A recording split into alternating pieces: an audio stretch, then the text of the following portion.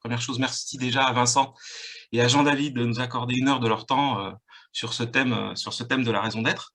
Donc, vous êtes bienvenus toutes et tous à la 3e rencontre de notre cycle La raison d'être, le jour d'après, que Anne-France, ma complice du jour, et moi-même animons régulièrement depuis maintenant presque 1 an. Il y a 6 mois, en fait, nous recevions Karine Massico, qui est Chief Mission Officer du fonds d'investissement Mirova, et Sophie Mazoué, qui était en charge du développement durable du groupe RATP. Au mois d'octobre dernier, nous recevions Nicolas Boudinet, directeur général délégué du groupe Maïf, et Franck Carnero, son Chief Mission Officer. Aujourd'hui, nous avons la chance de recevoir Vincent Nida et Jean-David Schwartz, qui sont tous les deux dirigeants d'une entreprise pionnière en la matière, la raison d'être. Donc, avant de laisser la parole à Anne-France qui va nous les présenter un peu plus avant, je voulais juste revenir et dire quelques mots d'introduction sur, au fond, pourquoi ce cycle de séminaires, pourquoi cette thématique est sur le sujet de l'après-raison d'être. Pour ceux qui ont le souvenir de ça, en fait, il y a tout juste 2 ans que les décrets de la loi Pacte sont passés. C'était exactement tout début en janvier 2020 maintenant, donc déjà 2 ans. Depuis 2 ans, de nombreuses entreprises ont investi le sujet de la raison d'être, ont révélé la raison d'être, puisque vous savez que maintenant la raison d'être devient un objet aussi juridique, puisque les entreprises ont la possibilité d'inscrire une raison d'être dans leur statut, ont la possibilité, sont invitées à définir une raison d'être, ce qui du coup pose quand même la question de la finalité de l'entreprise. Donc depuis ces 2 ans, de nombreuses entreprises ont formulé une raison d'être. Plus de 400 entreprises, mais Anne-France peut-être me corrigera sur le chiffre exact, sont devenues sociétés à mission. Alors pour nous, avec Anne-France qui accompagnons les dirigeants et les entreprises sur ces questions de révélation de raison d'être, d'activation de raison d'être, on voit aujourd'hui, là où on en est maintenant, 2 ans après, que le sujet, c'est vraiment l'activation de la raison d'être, c'est l'après-raison d'être, c'est au fond comment on fait de cette raison d'être une boussole stratégique, qu'est-ce que ça veut dire concrètement, comment on fait vivre sa raison d'être au quotidien. On pourrait dire d'une certaine manière, pour simplifier le propos, on passe de la raison d'être à la raison d'agir. D'où le thème de l'après-raison d'être. Alors, je dis l'après-raison d'être, mais en l'occurrence, on pourrait dire l'après-société à mission, puisque en la matière, avec le groupe Rocher, nous avons en face de nous une société à mission, et pas la moindre, une des toutes premières, si ce n'est la première d'ailleurs, je crois, sur le thème de la société à mission. Juste un point aussi de fond important pour cadrer les échanges et avant de laisser la parole à Anne-France, c'est que pour nous, raison d'être et mission, on est bien sur des choses de même nature. Pour nous, une raison d'être n'a de sens que si la raison d'être, elle s'accompagne d'engagement et d'objectifs et qu'elle a d'une certaine manière un pouvoir transformant sur l'entreprise. Simplement, dans le cas de la société à mission, je rappelle pour ceux qui maîtrisent moins le sujet, dans le cas de la société à mission, en fait, on met dans la loi, on met dans les statuts la raison d'être, les engagements, mais aussi on se dote d'une gouvernance spécifique, ce qu'on appelle le comité de mission, et aussi on accepte d'être audité par un organisme tiers indépendant. Donc, on se met sous tension quand on choisit de devenir société à mission. Alors, pour avoir justement une raison d'être qui est une boussole stratégique et qui puisse avoir un pouvoir transformant avec Nueva Vista, on a travaillé sur ces sujets. On avait identifié 5 critères qui aujourd'hui ont donné lieu à une grille qui est devenue une grille de référence au sein de la communauté des entreprises à mission, qui permet en fait de qualifier, on va dire, une raison d'être et une mission qui va dans le sens de ce que j'ai énoncé précédemment. Les 5 critères, c'est la singularité de la mission, en quoi votre raison d'être, elle est singulière, elle incarne au fond la culture, l'identité de l'entreprise. Deuxième critère, c'est la capacité à mobiliser les parties prenantes, l'écosystème de l'entreprise. Troisième critère, c'est l'alignement avec le business model. Pour nous, une raison d'être est l'incarnation d'un modèle économique.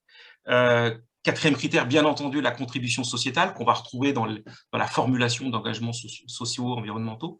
Et puis, l'ambition d'innovation que peut porter une raison d'être qui porte le futur de l'entreprise, qui donne une vision aussi à long terme.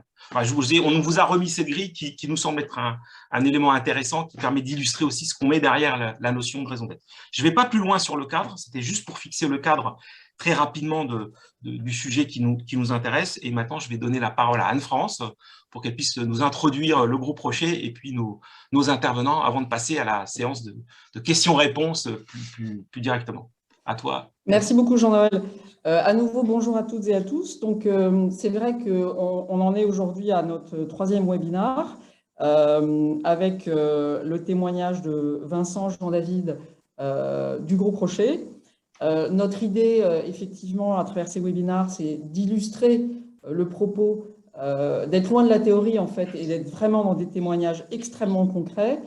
Et ce qui nous intéresse également, c'est d'avoir un regard croisé métier avec une direction générale et quelqu'un plus précis sur la partie pilotage de la mission. Et donc, c'est pour ça qu'on aime bien avoir des binômes sur ce type de sujet.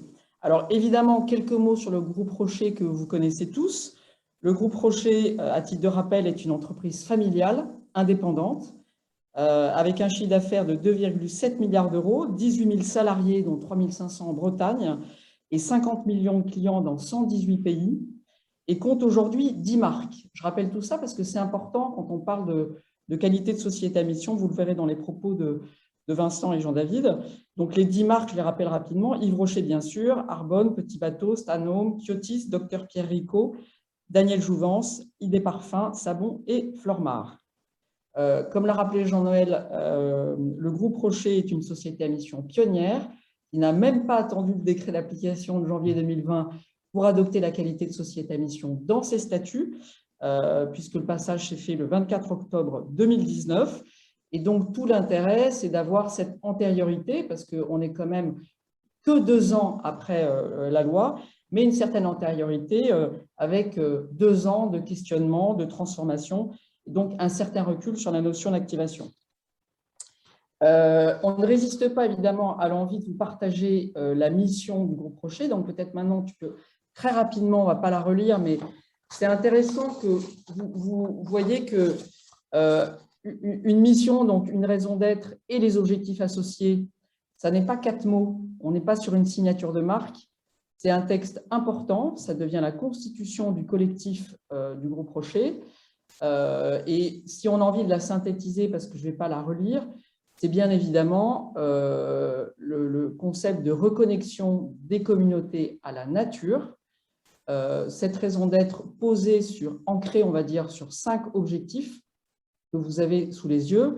Et c'est intéressant, si vous lisez des corpus de missions, donc raison d'être et objectifs, maintenant que vous avez eu cette grille, de lire tout ça au prisme de la singularité, la mobilisation des parties prenantes, l'alignement avec le business model, la contribution sociétale et l'ambition d'innovation, et aussi d'imaginer comment cette grille d'arbitrage s'articule avec la stratégie qui est plus, enfin, moyen terme, puisque là, on a face à nous une grille d'arbitrage qui est beaucoup plus long terme.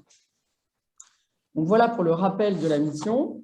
Et puis évidemment, j'en viens à Jean-David et à Vincent. Merci encore à nouveau à tous les deux de nous donner de votre temps. Donc quelques mots sur Vincent Nida. Donc Vincent, tu es directeur général adjoint de la division Beauté Premium et Nouveau Business. Tu as rejoint le groupe Rocher en septembre 2018 après avoir passé 21 ans chez L'Oréal. Tu y as d'abord dirigé les filiales japonaises de L'Oréal Paris et de Lancôme avant de prendre la présidence de Shueimura et de Kerastase. En 2016, tu as eu envie de découvrir de nouveaux horizons et de mettre ton expérience au service de start-up que tu as accompagné et conseillé pendant 1 an et demi jusqu'à ta rencontre avec Brice Rocher. T'a convaincu donc de réintégrer le secteur parfum beauté. Il a dû certainement être très convaincant. Tu es également membre du comité d'investissement de Raseo et administrateur de plusieurs entreprises. Enfin, tu m'as précisé être français, mais avoir passé la moitié de ta vie à l'étranger, aux États-Unis où tu as grandi, puis au Japon où tu as travaillé. Jean-David Schwartz. Jean-David, tu es directeur général adjoint RSE et transformation et plus récemment directeur général de la marque Yves Rocher. Tu es également président du comité de mission du groupe depuis l'origine, c'est-à-dire depuis octobre 2019. Tu as rejoint le groupe Rocher en 2001 et dirigé les activités au sein des marques Yves Rocher, Stanome et Kyotis. Plus récemment, tu as piloté Arbonne en Californie, la dernière acquisition du groupe. Tu m'as précisé suivre en ce moment un master développement durable à Paris-Dauphine et avoir également passé la moitié de ta vie professionnelle à l'étranger, sur le continent américain et en Espagne. Et je rappelle, c'est un point important pour l'auditoire d'ailleurs, que c'est toi qui as piloté le rapport Rocher, à savoir le bilan et des propositions de perspective 2 ans après la loi Pacte sur ce volet entreprise et société, remis par Brice Rocher à Bruno Le Maire et Olivia Grégoire en octobre dernier. Et d'ailleurs, un rapport qui est téléchargeable, enfin consultable par tous, et qui est très intéressant, donc je vous recommande de le lire. Merci encore à tous les deux. Un dernier point dans l'organisation de nos échanges. Ce qu'on vous propose, en fait, c'est que Vincent et Jean-David répondent à 5 questions pour poser le cadre et la granularité de ce que c'est qu'un chemin de transformation autour d'une mission.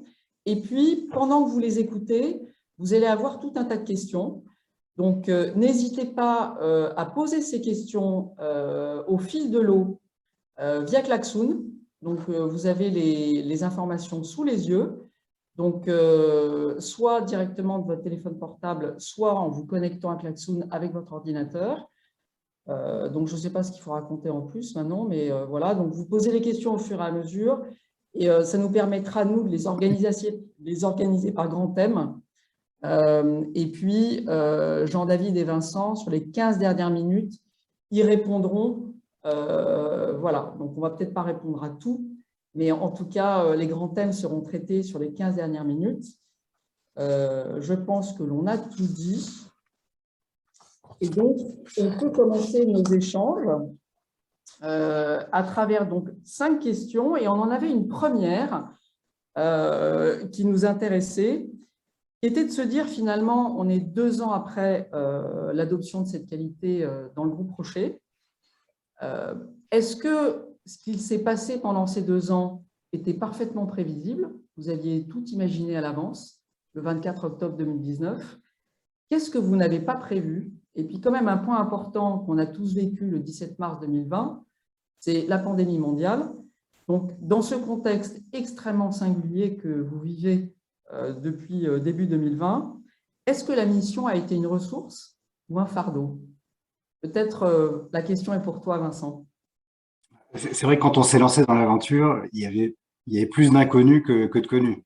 Les décrets n'avaient pas encore été votés, c'était pas encore très clair qui allait valider le rapport de mission, quel type d'OTI, enfin d'organisme tiers indépendant pouvait le faire. Il n'y avait aucun guideline sur ce que devait être un rapport de mission, qui devait faire partie d'un comité de mission. Donc c'était beaucoup d'inconnus.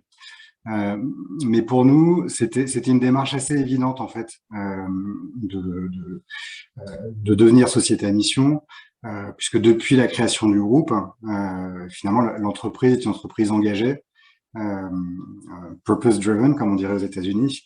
Et donc comme le dit souvent Brice Rocher, c'est un peu une régularisation de notre situation. Donc on est devenu entreprise à mission en octobre 2019. Et ce qui a quand même beaucoup marqué les 2 dernières années, c'est la pandémie. Et ça, c'était vraiment pas prévu du tout. Alors pour le groupe Rocher, qui est une entreprise familiale pour laquelle le retail, c'est à peu près 50% du chiffre d'affaires, vous imaginez ce qui se passe quand tout à coup l'intégralité de nos magasins ferment. Là, il n'était plus question de mission, il était plutôt question de survie de l'entreprise.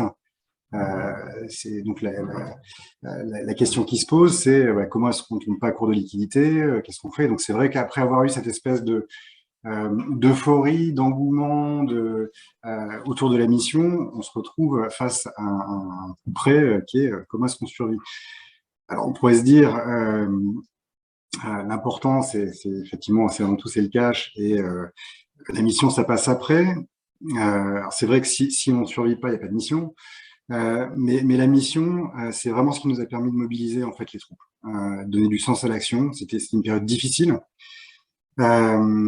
difficile pour tous, d'être confinés, de devoir couper plein de choses, plein de budgets, de devoir changer les façons de travailler, mais d'avoir toujours cette mission en tête.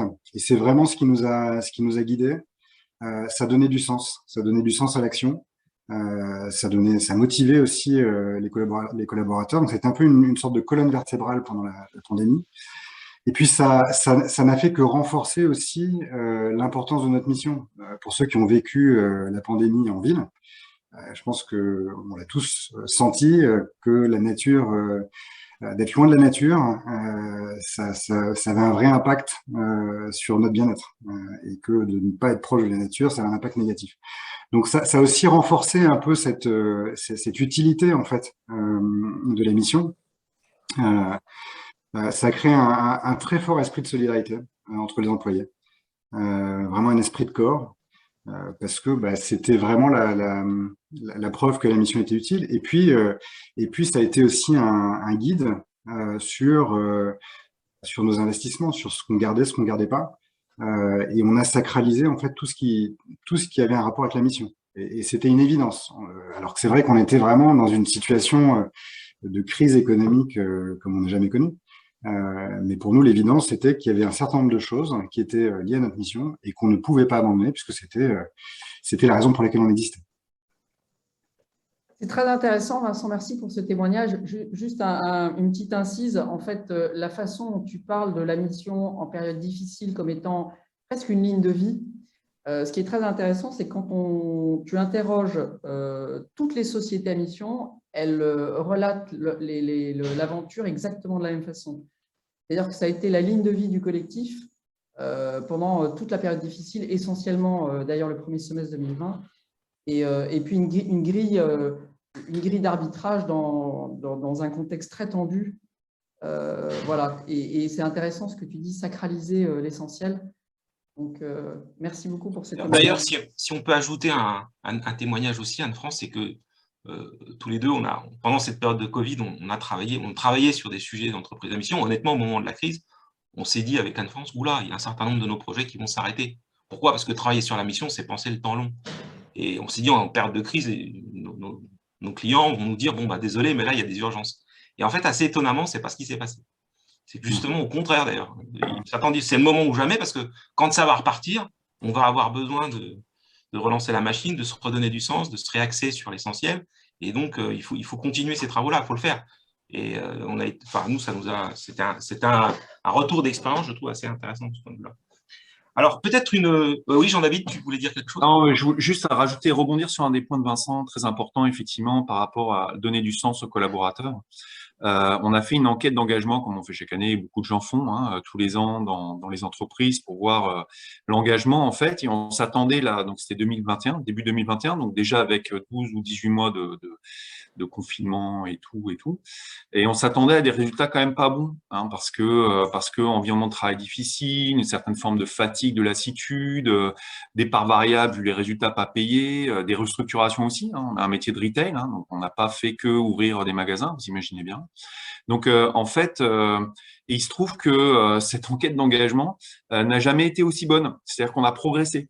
C'est-à-dire que et plus spécifiquement, quand on rentre dans le détail des différents items, on a progressé sur effectivement les items fier de ma marque, fier de mon entreprise, l'image de marque, l'engagement, etc., qui ont tiré en fait vers le haut tout globalement l'engagement qui a progressé malgré tout ce contexte. Donc en fait, de manière pragmatique, une illustration de cet intérêt en fait. Alors, tout à l'heure, Vincent, tu disais là, tu illustrais le fait que la mission était une ressource dans cette période difficile. Moi, j'ai une question peut-être là deuxième question pour Jean-David. Est-ce que vous avez des exemples à nous donner de grandes orientations stratégiques, de prise de décision, de projets que vous avez lancés qui ont justement, depuis votre passage Société à mission et tout ce que vous avez enclenché, qui auraient été guidés justement par votre mission, pour illustrer concrètement en quoi la mission est une boussole stratégique finalement? Tout à fait. Donc, effectivement, on a pas mal d'exemples. Je vais y revenir peut-être en micro-introduction. C'est une question qui revient effectivement souvent des gens qui sont intéressés à rentrer dans ce processus de devenir société à mission, une raison d'être dans les statuts.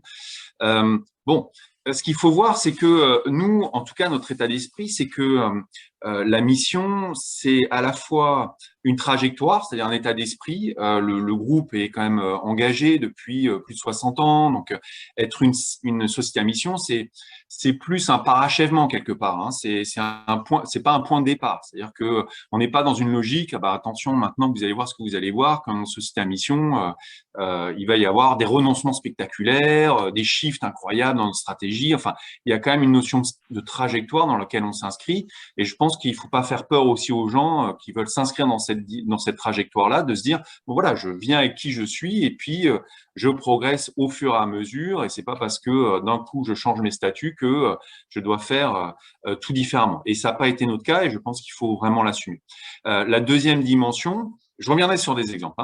Et la deuxième dimension, bien évidemment, c'est bien sûr l'opposabilité, c'est-à-dire que là, pour le coup, être une SAM, enfin une société à mission, ce qui change vraiment, c'est que c'est dans les statuts.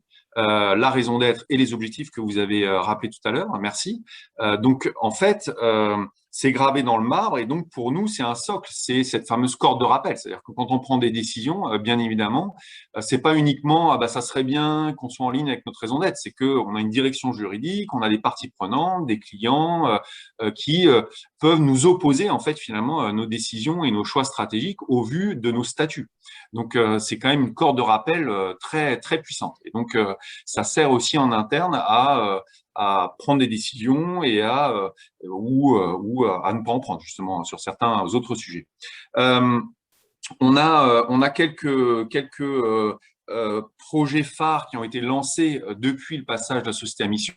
J'en retiens un, je pense que Vincent l'a évoqué rapidement, mais on a lancé le concept de Nature Academy, qui est alors dans un contexte aussi où c'est pas les budgets ne coulent pas à flot, on va pas se mentir, dans un contexte un peu difficile économiquement, on a maintenu ce programme qui est un programme coûteux, mais qui est pour former l'ensemble de nos communautés avec tout un dispositif avec une marge de la reconnexion, par exemple, la nature. Voilà, si on l'avait mis sur pause ou de côté, je veux dire, personne n'aurait rien trouvé à retirer. Les clients l'auraient pas vu, les parties prenantes voient ça de loin. Voilà, mais on a fait cet effort en interne, j'allais dire. Et tout un autre tas de choses comme ça. Je vais en prendre deux autres qui ont l'air aussi parfois. Nous, vous savez, chez nous, on n'est pas trop dans le spectaculaire. C'est peut-être un peu la culture du groupe, justement, de faire les choses sur le fond et petit à petit. Il y a un enjeu aussi qui est très fort. On en a encore parlé récemment. C'est les parts variables. Dans un contexte pareil, économique tendu, on pourrait avoir la tentation de shifter une bonne partie de notre part variable sur la performance économique. Bon, les enjeux extra-financiers, tout ça, on va laisser de côté, au moins pour l'instant. Bon, nous, au contraire, on a même, enfin voilà, on a maintenu et développé cette pratique avec 20% des parts variables qui sont sur des thèmes liés à la mission. Donc, quand 20% de l'intention de tous les managers du groupe sont liés à des thèmes sur la mission, bien évidemment, la mission reste au cœur. Donc, c'est quand même un enjeu qui a l'air comme ça un détail, mais là, on touche, comme vous le savez, à des choses très sensibles. Donc, il y a une force motrice derrière qui est permanente et maintenue. Donc, je trouve que c'était aussi important. Donc, c'est pas spectaculaire, c'est pas un renoncement, mais c'est des choses qui font avancer la cause au fur et à mesure. J'en prendrai un dernier qui est, bon, ça vous a pas échappé, récemment, il y a quand même beaucoup de gens et qui se sont, comment dire, orientés leur discours et leur communication autour de la compensation carbone et neutralité carbone. Nous, c'est un thème qu'on refuse. On se refuse à évoquer une neutralité carbone, on suit les recommandations de l'ADEME, alors même que on a une fondation que vous connaissez sans doute, qui a planté plus de 100 millions d'arbres depuis 30 ans. Donc c'est pas neutre on est même positif si on prend toutes les compensations qu'il y a derrière. Mais on le dit pas, on le fait pas. Parce que nous, notre ambition, c'est de continuer massivement à baisser nos émissions en valeur absolue, parce que là aussi, c'est un enjeu. On s'est posé la question de se dire, voilà, est-ce qu'on baisse, comme tout le monde, nos émissions de 50% à l'unité produite ou à la tonne vendue ou en valeur absolue? Bon, on fait le choix de la valeur absolue, c'est-à-dire qu'on obère notre croissance donc c'est d'autant plus d'investissement à mettre derrière. Donc ça, typiquement, c'est aussi par rapport à notre raison d'être, que vous avez rapidement lu tout à l'heure, et cette forte couleur environnementale de cette raison d'être, en fait. Donc c'est des choix forts qu'ils font avec des conséquences assez majeures en termes d'investissement. Voire de renoncement, j'allais dire positif, dans le sens, voilà, on clame pas ci, on clame pas ça, mais quelque part, ça nous aussi contraint. Donc voilà, quelques exemples comme ça que je voulais très pragmatiques pour vous montrer qu'au jour le jour, sur tout un tas de sujets, RH, environnementaux, de management, eh bien, on prend des décisions liées à cette forte corde de rappel. D'accord, merci Jean-David. Là, l'acquisition. Ouais. C'est aussi un filtre quand on regarde des acquisitions potentielles où il faut absolument qu'on soit raccord avec la mission. C'est un autre exemple. Ouais, là, on voit bien d'ailleurs, merci Jean-David et Vincent, on voit bien en quoi la mission va irriguer en fait l'ensemble des champs de l'entreprise dans ce que tu viens de dire. À la fois, tu viens de dire les fusions, les acquisitions, le modèle managérial, les modèles de rémunération des managers, enfin, des choix en termes de process industriels, de produits aussi. Enfin bon, on voit que ça touche énormément de choses dans l'entreprise quand ça se décline et quand ça s'active. Peut-être une… Et puis Jean-Noël, un choix de posture presque politique. Je trouve très intéressant, Jean-David, ce que tu nous as partagé sur votre posture au regard du carbone, où en effet, il y a une espèce de vague, on va dire, très marketing sur la dimension du carbone, qui n'est pas très saine dans le brouillage général autour de ce sujet, et le fait d'avoir une posture très précise dans votre trajectoire, c'est intéressant. C'est presque politique, quoi. Voilà, pardon. Oui, parce que on pourrait très bien, comment dire, il y a quand même comme tu dis, il y a quand même une vague, hein, c'est-à-dire que voilà, et on s'est posé la question encore récemment. Vincent peut en témoigner. On s'est reposé la question parce que c'est un choix qu'on avait déjà fait il y a quelques années. Et puis là, vu le tsunami en fait sur le sujet de la neutralité, il y a encore un mois, on s'est reposé la question en se disant mais attends, est-ce qu'on est vraiment dans les clous? Est-ce que c'est vraiment ça qu'il faut faire? Et du coup, on a refait des analyses, et on est reparti de notre raison d'être en disant non, on assume, on va se conformer notamment aux instructions, enfin pas aux recommandations de l'ADEME, de tous les experts sur le sujet, qui disent non, c'est pas à l'échelle d'une entreprise, donc on ne le dit pas. Ok, merci. Une autre question aussi que je vais poser là à Vincent, qui est une question que beaucoup d'entreprises d'ailleurs se posent sur ce sujet-là. Vous avez fait le choix de transformer le groupe en société à mission. En fait, c'est le groupe Rocher qui est société à mission. Or, le groupe Rocher, comme l'a dit Anne-France tout à l'heure, c'est toute une série de marques, dont certains, les marques historiques, Yves Rocher, que tout le monde connaît, mais d'autres marques aussi qui se sont ajoutées au fur et à mesure de l'histoire du groupe. Et donc, ça pose la question, en fait, comment vous gérez, en fait, quelle déclinaison se pose entre la mission au niveau du groupe et celle au niveau des filiales. Est-ce que vous avez une intention par rapport à vos filiales sur ce sujet-là aussi? Comment ça s'articule tout ça? Donc, en plus, vous êtes un groupe international et le statut, il est effectivement de société à mission, enfin, la qualité de société à mission est français. Et donc, voilà. Comment vous appréhendez cette question-là du rapport groupe-filiale sur cette question de la société à mission? Ça, c'était quelque chose sur lequel on a beaucoup réfléchi dans les derniers mois, parce que c'est vrai qu'on apprend aussi en marchant. Tout n'était pas gravé dans le marbre quand on a démarré.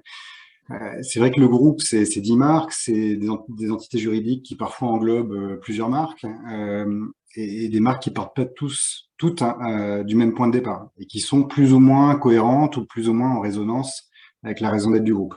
C'est vrai qu'on a Yves Rocher, qui est la marque qui a toujours été très engagée, mais il y a eu des acquisitions qui sont pas encore du tout au niveau de greenitude d'Yves Rocher. Et puis chaque marque a aussi son positionnement propre, ses propres caractéristiques, et on peut pas décider du jour au lendemain que toutes les marques deviennent des marques qui reconnectent les femmes et les hommes à la nature. Il faut que ça ait du sens, il faut que ça puisse faire partie de leur business model. Donc il y a un autre élément aussi qui est important, c'est que le groupe Rocher n'a pas d'activité commerciale. C'est une entité juridique, mais ce sont les marques qui le composent qui sont en contact avec les clientes et les clients. Donc, ça complique un peu les choses par rapport à une entreprise monolithique, une marque qui devient entreprise à mission, et voilà, on peut décliner et l'activer sur cette marque-là. Ce qu'on s'est dit, c'est que la raison d'être du groupe, et c'est un peu ce que disait Jean-David tout à l'heure, c'est ce qui donne le là. C'est le fil vert, en fait, qui unit les marques. Alors, d'un côté, le groupe, il va s'engager à mener à bien sa mission dans son écosystème.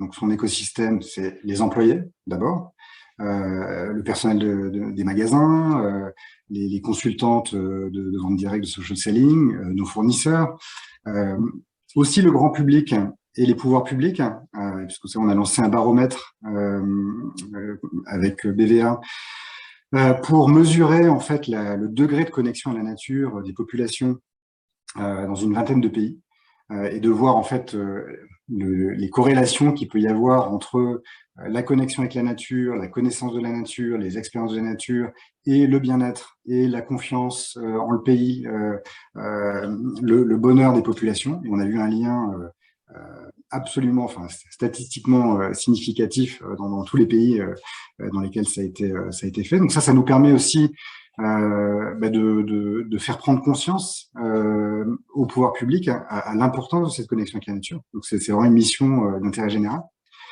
Et ensuite, pour les marques, on a décidé plusieurs choses. Ce qu'on s'est dit, c'est la première chose, c'est que il faut que toutes nos marques soient en harmonie ou en tout cas ne soient pas en opposition avec notre mission. Donc ça a déclenché un gros travail. Il y a eu beaucoup de choses qui ont été faites sur les 2 dernières années, malgré alors en pleine crise du Covid, donc ça a compliqué un peu les choses. Mais il y a eu un énorme travail de chaque marque pour d'abord clarifier sa raison d'être, son purpose, pour avancer un peu à marche forcée pour se verdir, pour être plus respectueuse de la nature. Alors on n'a pas demandé à ce que toutes les marques, ce que je disais tout à l'heure, soient et pour mission de reconnecter à la nature, mais en revanche, elles doivent toutes contribuer à travers une action significative et mesurable à la mission du groupe.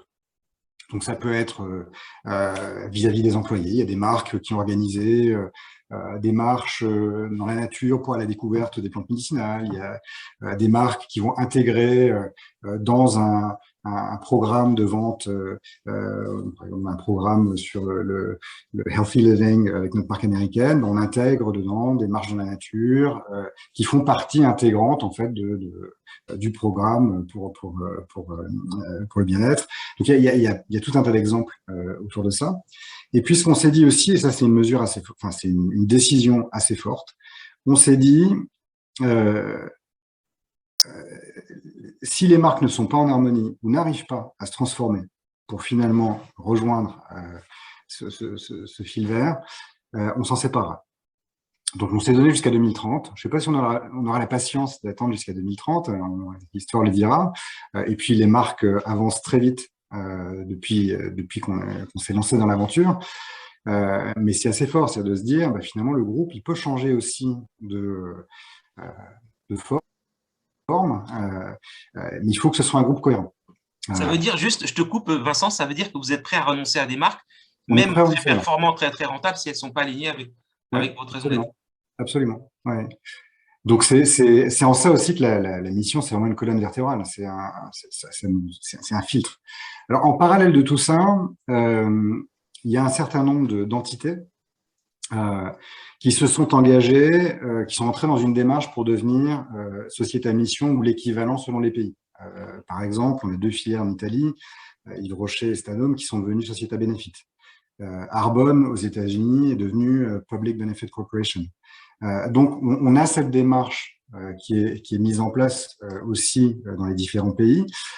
Et puis, on a aussi engagé un processus de certification B Corp. Alors, Arbonne a été la première entreprise en janvier 2020, sous la direction de Jean-David, à s'engager et à obtenir la certification B Corp.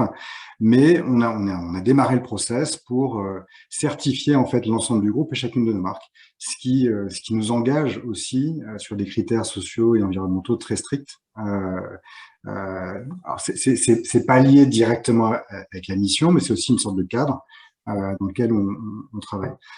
Donc la déclinaison en fait pour un groupe multimarque, c'est pas sans complexité. Hein, une fois on apprend en marchant, mais ça nous a permis aussi de définir un peu le rôle du groupe par rapport aux marques. Et ça nous a surtout aussi fait beaucoup progresser en fait sur chacune des marques, sur l'impact sociétal et environnemental de chacune des marques. On s'est posé des questions que les marques ne se posaient pas forcément jusque-là, mais du fait de faire partie d'une société à mission, c'était un peu une sorte de devoir d'avancer. Parce que c'est vrai que quand on devient société à mission, il y a un petit peu le risque que les médias, finalement, vous apostrophent sur tout un tas de sujets, parce qu'on s'attend à ce que vous soyez parfait. Ça rejoint un peu le point de Jean-David. société à mission, c'est un engagement sur le long terme, c'est un engagement de progresser continuellement. C'est d'ailleurs, enfin, on a des objectifs timés et dans le temps. C'est pas d'être parfait dès le jour 1. Et on est loin d'être parfait. Il y a plein de choses qui nous irritent et qu'on voudrait résoudre plus vite. Mais après, il y a aussi des enjeux économiques. Une société à mission, c'est un équilibre entre la prise en compte du bien commun, mais aussi la performance économique. Donc, il faut arriver à jongler entre les deux. Voilà. Et donc, mais ça nous fait progresser, ça nous fait progresser. C'est important ce que tu dis là, parce que oui, ce que tu dis, et ce que rappelait aussi Jean-David précédemment, c'est à la fois une intention et une trajectoire, quoi. C'est pas, voilà, c'est pas un état d'un seul coup, je suis parfait. Je pense qu'effectivement, c'est un point important à redire à tous ceux qui nous écoutent, parce que... Avant de passer à la quatrième question, juste pour conclure sur cette question de l'articulation groupe-filiale, c'est vrai que c'est une question passionnante et qui commence à se poser dans tous les groupes qui réfléchissent à la question. Et si on peut faire un parallèle avec vos cousins, même si c'est des secteurs qui n'ont rien à voir, mais les premières sociétés à mission qui, comme vous, sont passées sociétés à mission en 2020, donc Maïf et Danone, c'est vrai qu'on se rappelait en préparant ce webinaire que le sujet était très différent, puisqu'il y a peut-être plus d'homogénéité en termes d'activité dans ces deux groupes. Alors la Maïf, évidemment, puisque en fait Maïf a deux entités, deux filiales qui sont passées société à mission juridiquement et dont les missions contribuent à la mission groupe.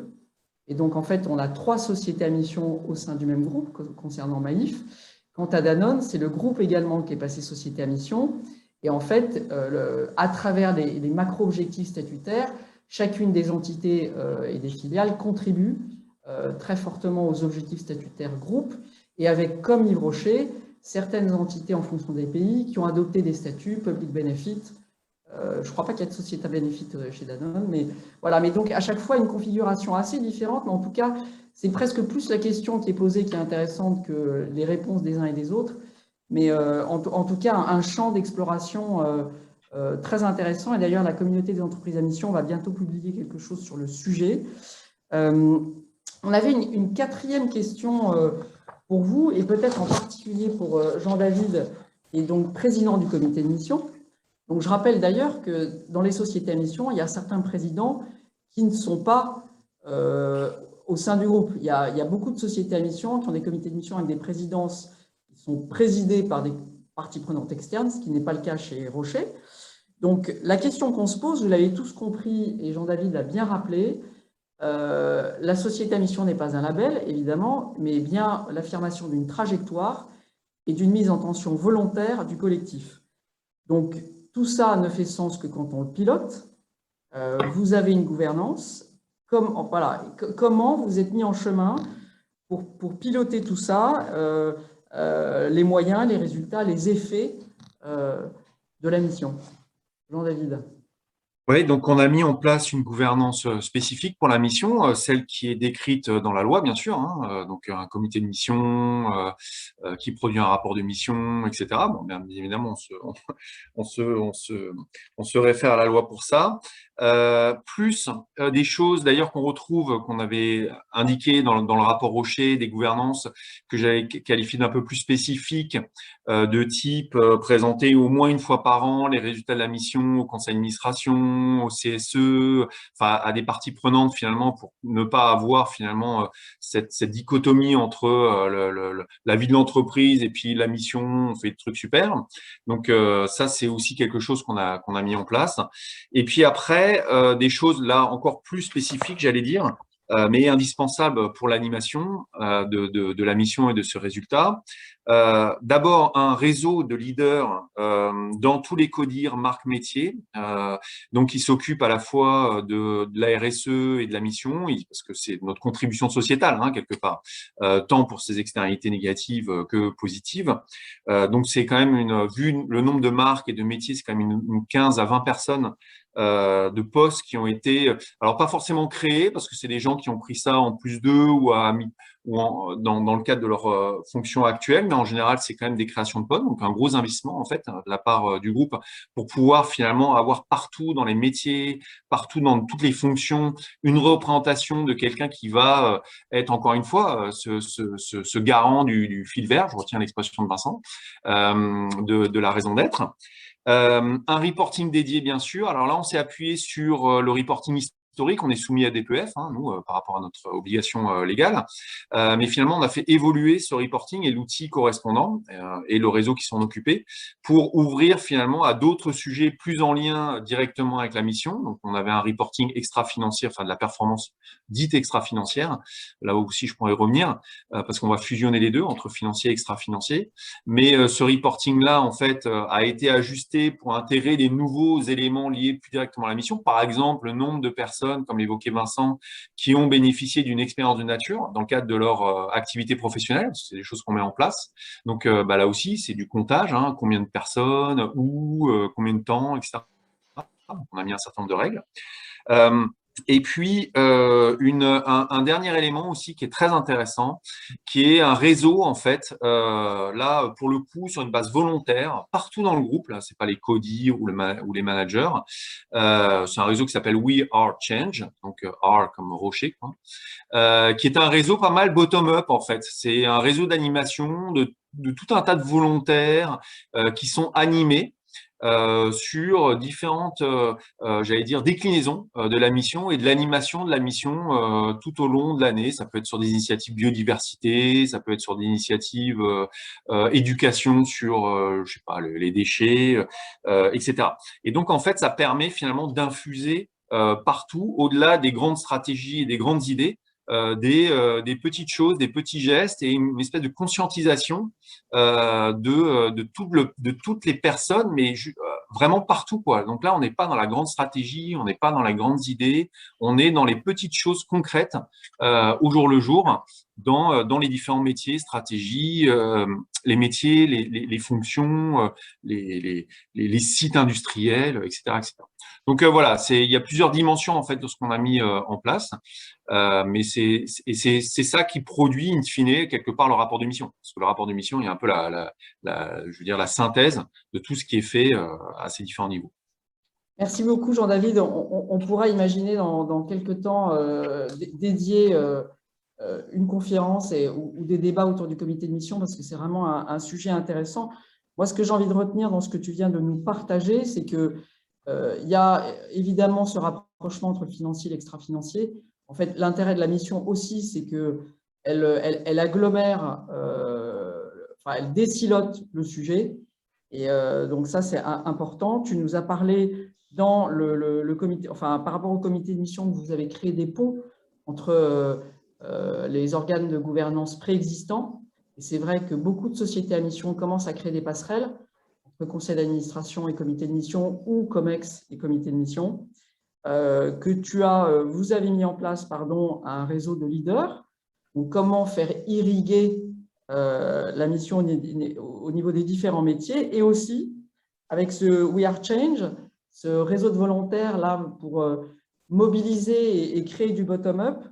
Et on imagine la complexité de l'animation et de la gestion de tout ça. Donc, merci beaucoup pour ce partage. Je vois qu'il est 9h45. Peut-être avant de prendre vos questions. Une dernière, ouais. Voilà, tu voulais prendre un dernier point, Jean-Noël. Oui, non, mais en fait, c'était juste peut-être, est-ce que vous avez des grands enseignements à partager avec les participants de ce webinaire avant de prendre les questions des participants, justement? Un ou deux enseignements que vous avez envie de partager, Vincent, Jean-David? Les grands enseignements, je pense qu'on les a un peu balayés. Alors, c'est vrai qu'il y a la complexité d'un groupe multimarque, mais le fait que la mission, en fait, ça met en tension l'ensemble de l'organisation, que c'est un peu une étoile du Nord qui filtre les décisions, que ça nous permet, et ça nous a forcé à réfléchir au rôle du groupe par rapport aux marques. Le deuxième élément, c'est plus un élément culturel. Pour nous, ça a vraiment renforcé la culture de l'entreprise, en donnant du sens à l'organisation. Ça a renforcé le sentiment d'appartenance des employés, leur engagement, comme le disait Jean-David tout à l'heure, et aussi l'attractivité de l'entreprise pour les employés et pour l'extérieur, pour les clients extérieurs. le dernier élément, c'est que ça nous oblige aussi, le fait que ce soit dans les statuts et que ce soit un engagement, c'est toujours à l'arrière de notre tête dans toutes les décisions. Ça nous oblige, et ça met un peu sous les projecteurs, et ça met aussi sous les projecteurs les petites incohérences qu'il peut y avoir sur notre statut aujourd'hui, sur ce qu'on fait aujourd'hui par rapport à notre mission. Ça crée des attentes aussi supplémentaires du public, et donc ça nous pousse à avancer en fait. Donc pour nous, c'est un moteur extraordinaire, et on est vraiment content d'être entré dans cette démarche qui, on pense aussi, contribue à la compétitivité du groupe d'une certaine façon, parce qu'aujourd'hui, le consommateur, il vote avec sa carte bleue, et d'être un groupe qui s'engage et qui est plus dans le story doing que le storytelling, c'est aussi quelque chose qui nous paraît important. Donc voilà en gros ce que moi j'en retiens de ces 2 années. Puis ça nous a permis de passer le Covid quand même, qui n'est pas fini, mais ça continue à nous permettre de passer cette crise et de donner du sens. Ok, merci Vincent. David, tu voulais rajouter quelque chose? Non, je pense que merci pour ça. En fait, je vois une question, c'est un sujet que je voulais aborder en fait, parce que alors vas-y, prenons-la. Vas-y. Non, mais dans une des conclusions, on peut dire, il y a plein de choses géniales, on a fait plein de trucs super, mais il y a plein de choses très difficiles aussi. C'est-à-dire qu'il y a plein de choses qu'on a plus de mal à faire évoluer que d'autres. Je vais prendre un exemple en toute transparence. Par exemple, dès qu'on touche au modèle d'affaires, au modèle promotionnel, au modèle commercial, il y a des enjeux derrière plus compliqués, évidemment. J'ai parlé d'enjeux budgétaires, on investit, on maintient des investissements. Ok, ça c'est déjà un choix en tant que tel, mais il y a aussi des choses qu'il faudrait faire évoluer, par exemple sur notre modèle d'affaires, qui soutient quand même à court terme, parce qu'il l'a soutenu depuis des années, nos activités et donc notre chiffre d'affaires et donc notre marge. Donc à la fin de la journée, on peut pas, c'est des choses plus délicates à changer, il faut y aller progressivement. Comme le dit souvent Brice Rocher, la mission de la boîte, ça peut pas être de couler sa boîte. Donc en fait, l'idée c'est quand même effectivement d'y aller progressivement, et ça c'est des difficultés sur lesquelles on ne bute pas, on les a bien en tête, mais qui vont prendre plus de temps. En particulier sur la marque Rocher que vous connaissez, il y a plein de choses qu'on aimerait faire évoluer, notamment effectivement sur son modèle promotionnel. Alors il y a une trajectoire, il y a des plans, mais ça prend du temps. Si on lit la raison d'être comme ça, il y a plein de choses qu'il faudrait qu'on arrête. Donc, ok, mais voilà, c'est petit à petit. Oui, mais en fait, pour revenir à vos propos initiaux de trajectoire, l'énorme différence, ou en tout cas ce qu'apporte la mission, c'est que ces sujets-là sont lisibles, posés sur la table, débattus. Le comité de mission, j'imagine, joue son rôle également. Donc, tu cites l'exemple de la politique promotionnelle de la marque Yves Rocher. Le sujet va être arbitré, même si c'est quelque chose qui est posé dans le temps. Donc, en effet, on a vu une question qui était ressortie, qu'est-ce qui a été difficile? C'est vrai que c'est un très bon exemple. Voilà, et sachez que pour les sociétés à mission, il y a beaucoup de points difficiles, mais la différence avec avant, c'est qu'il est posé sur la table. Alors peut-être qu'on peut prendre… Et une autre difficulté dans le processus, et une petite anecdote, mais quand même, parce qu'il faut être réaliste, et je comprends que les gens, après, ils sont dans la vraie vie, ils voient bien, convaincre sa direction juridique. Il faut commencer par ça. Mais n'hésitez pas à faire un petit travail de fond en amont voilà, parce que c'est probablement eux qui sont… C'est normal, c'est leur boulot. De sécuriser l'entreprise à partir du moment où on touche les statuts, l'opposabilité, des actions, l'exposition à des parties prenantes. Mais ça vaut le coup parce que de toute façon, à la fin, on est exposé pareil. De toute façon, finalement, il faut quand même l'assumer. Donc, mais voilà, c'est juste pour la petite. D'ailleurs, alors pardon, je ne peux pas m'en empêcher, Jean-David. C'est sûr que sur des corpus de missions, donc raison d'être et objectifs, il y en a certains qui seraient tentés de dire plus les objectifs sont flous, mieux c'est. La logique inverse est beaucoup plus forte. Plus les objectifs sont précis, plus ils apportent de la valeur à l'entreprise. 3 petits points, mais on va peut-être passer au… Ça mériterait un échange. Ah oui, mais alors ça, c'est un débat. Mais, un débat, mais c'est un bon point. Mais en effet, plus ils sont précis, plus au contraire, ils amènent de la valeur et quelque part, ils sont protecteurs. Alors, on peut peut-être regarder, je ne sais pas maintenant s'il y a quelques questions que tu as eu le temps de mettre par thème pour que Vincent et Jean-David… Oula, oui, en effet. Alors, j'imagine, je ne sais pas si Manon a eu le temps de vous les mettre, vous les articuler par thème. L'idée pour vous, Jean-David et Vincent, c'est de piocher le type de questions dans le désordre. Hein. Les plus sains, ça veut dire qu'elles ont été posées plusieurs fois, c'est ça? Donc, du coup, ça… Ouais. Ouais, il y en a une qui est, enfin, il y a la petite main dessus, là, sur le plastique et l'intégration de la nature. Bien sûr, c'est une question qui est au cœur de notre réflexion. Alors, bien sûr, les déchets plastiques, etc. On a des objectifs forts sur ces sujets-là. C'est pas simple, hein, parce que il n'y a pas toutes les solutions techniques pour remplacer le plastique, parce qu'il y a un coût. Ça coûte beaucoup plus cher. Par exemple, on a fait un choix sur la marque Yves Rocher et sur les marques du groupe de passer en 100% plastique recyclé. Ça coûte très cher. C'est un choix qu'on a fait. Mais qui impacte la performance économique de l'entreprise. On peut pas passer du jour au lendemain tous nos packaging en verre ou en métal, ce serait pas réaliste. Et ça pose aussi la question, alors l'intégration de la nature à l'offre et à l'expérience client, c'est aussi une des difficultés.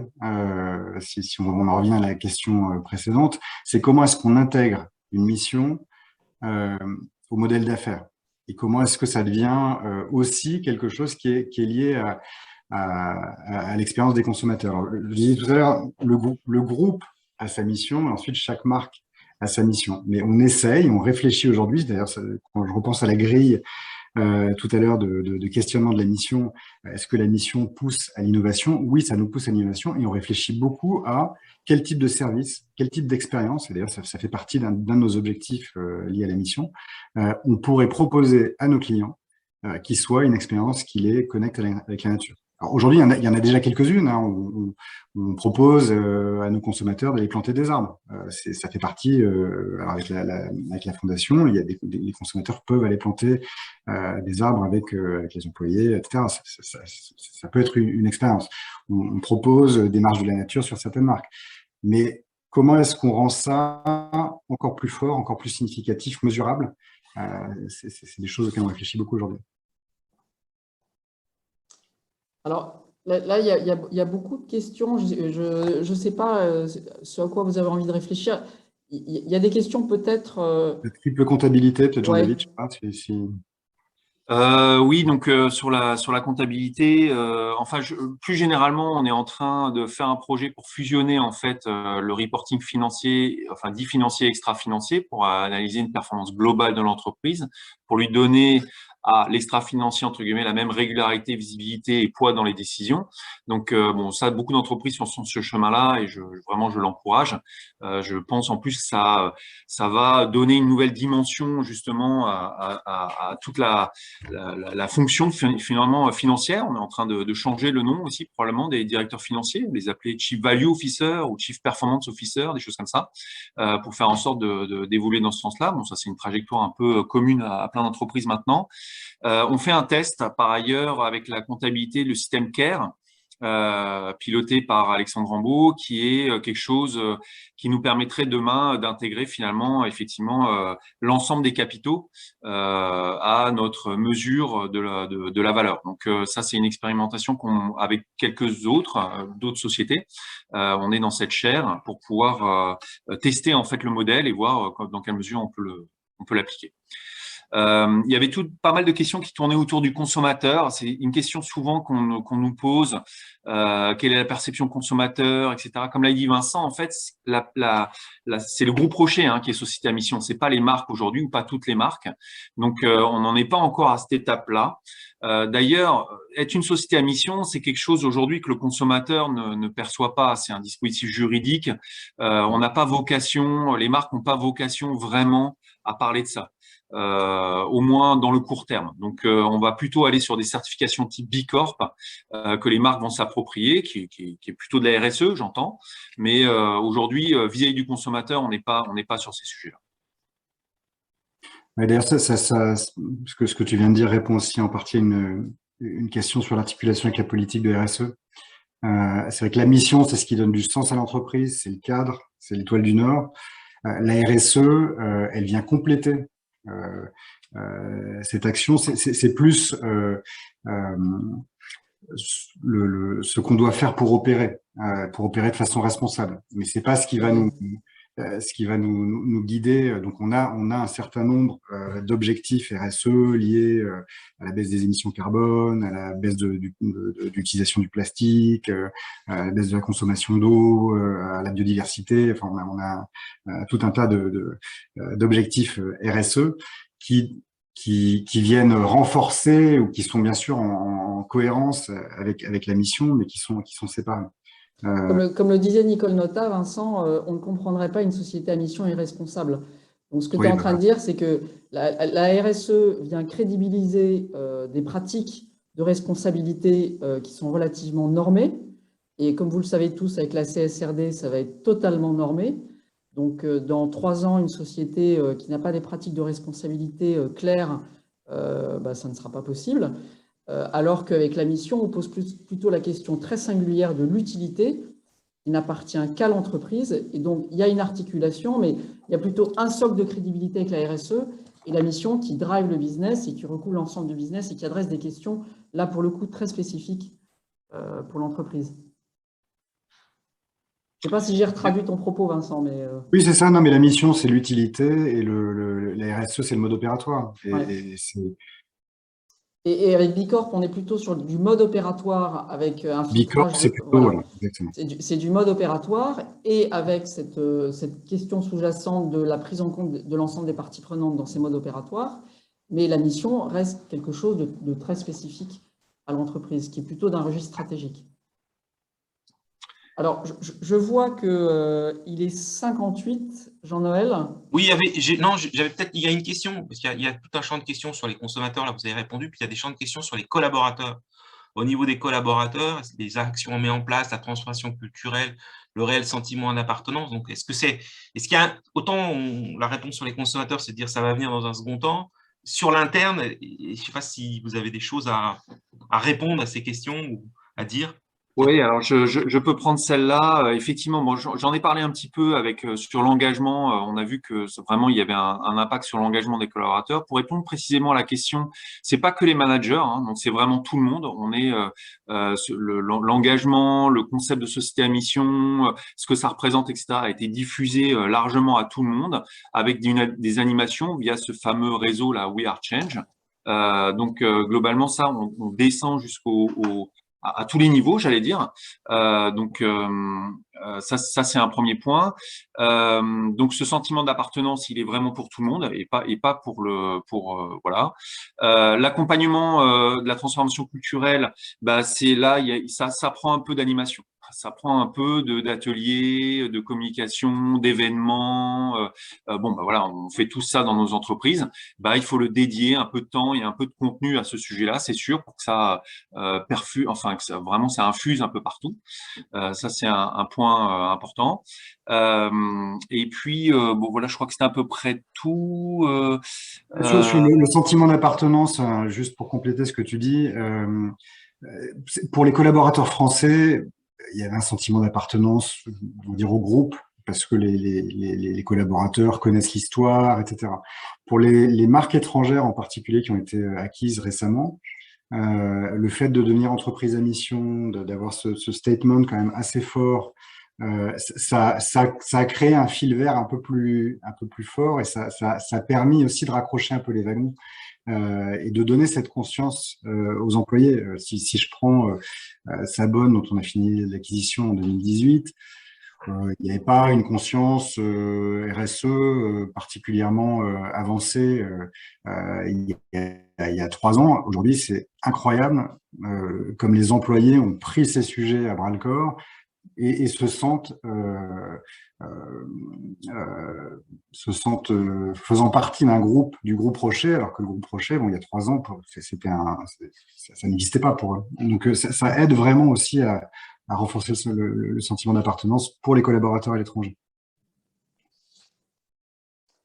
Alors, Je vais il me est permettre juste de répondre à une petite Ouais. question parce que celle-là, c'est quand même important. Je vois que on refuse une stratégie carbone. En fait, j'ai dit qu'on refusait de claimer la neutralité carbone, mais on a une stratégie carbone très robuste Ah oui. qui couvre 100% du scope de ce qu'on doit faire, 1, 2, 3 et tout ce qu'on veut. Par contre, on refuse de claimer la neutralité carbone. C'est Ah juste oui, une donc précision. oui, tu as raison parce que ça veut dire que la personne qui a posé la question, en fait, n'a pas compris ton propos. C'est très important ce que tu viens de dire, c'est de refuser le carbone washing, en fait. C'est ça que Jean-David a expliqué, hein. Exactement. Donc là, on n'a pas le temps de rentrer dans le débat, mais attention, hein, donc il faut regarder ce qui est en train de se dire au niveau du GIEC et de l'ADEME sur le sujet de la communication sur la neutralité carbone. Et on n'a pas le temps là, mais Jean-David a une vision beaucoup plus pointue. Il explicitait la vision très pointue de Rocher sur le sujet, mais on n'a malheureusement pas le temps de rentrer dans le débat. Merci de cette précision, Jean-David. Ouais, merci. Ouais, je vois qu'il y a bon, on est désolé, on a beaucoup de questions et je pense qu'on pourrait passer du temps sur tous ces sujets-là. Mais malheureusement, là, on est en train de dépasser d'une minute le temps qu'on s'était donné. Donc, on va devoir arrêter ce webinaire. Je précise qu'en fait, le webinaire, il y aura un replay et ainsi que les précédents d'ailleurs sont en replay. J'ai mis un lien sur le blog, mais vous les retrouverez facilement.